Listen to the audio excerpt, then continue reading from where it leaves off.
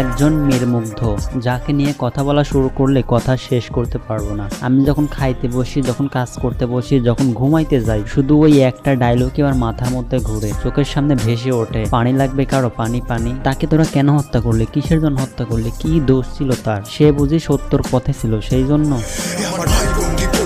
রাস্তাঘাটে ধারে বাংলার পতাকাতে সবুজ নাইয়া লাল রক্ত ঝরে, খুইলা কথা কইতে গেলে গুলি কইরা মারে, হাতে হাত করা লাগাইয়া শেষে জেলা চলতে ভরে।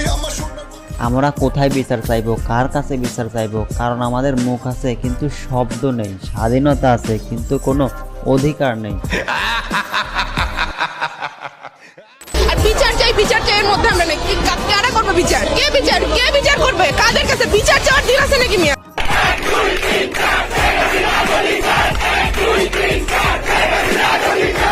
যেই দেশের জেলখানাতে থাকার কথা চোর বাটপার